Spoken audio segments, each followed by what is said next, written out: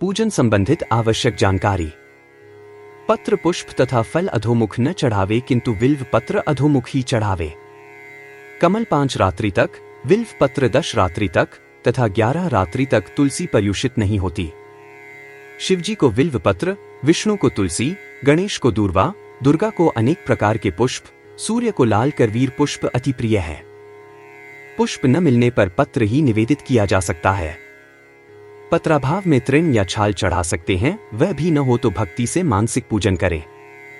कृमि कीट से छिद्र किए हुए, सड़े हुए, वासी, स्वयं गिरे हुए तथा जिनमें मलादि विकार लगा हो अर्थात बहुत गंदा हो, उन्हें देवताओं में नहीं चढ़ावे। अधोवस्त्र में रखे हुए तथा जल से धुले हुए फूल देवता नहीं ग्रहण करते। अंगुष्ठ के अग्रभाग से देव मूर्ति को नहीं रगड़ना चाहिए। कुशा के अग्रभाग से देवताओं में जल न छिड़के, वह वज्रपात के समान होता है।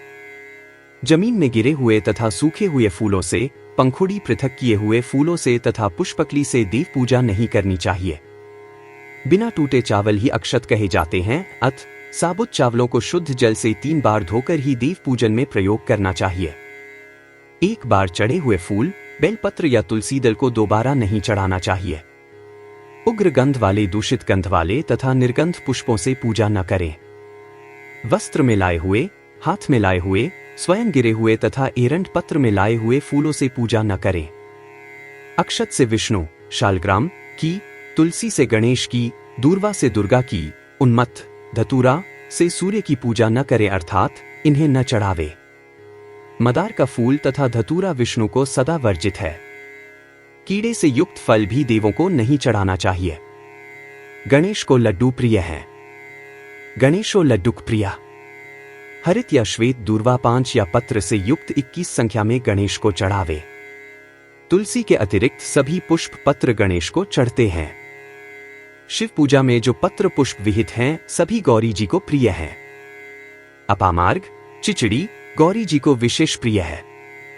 जितने भी लाल पुष्प हैं, वे भगवती को अभीष्ट हैं। सुगंधित सभी श्वेत पुष्प भी भगवती को प्रिय हैं। आंख, मदार का निषेध भी मिलता है, देवी नामर्क मंदारो वर्जयत, किंतु दुर्गा में चढ़ाया जा सकता है।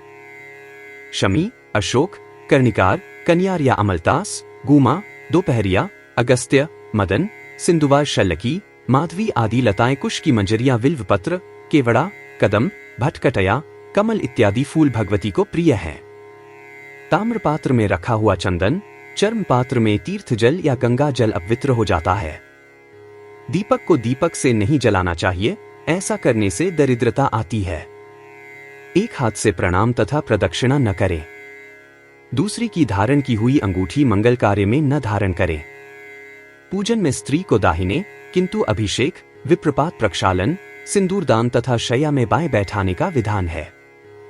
स्त्रियों के बाएं हाथ में रक्षा बांधने की परंपरा है, जबकि रक्षा दाहिने हाथ में बांधना चाहिए।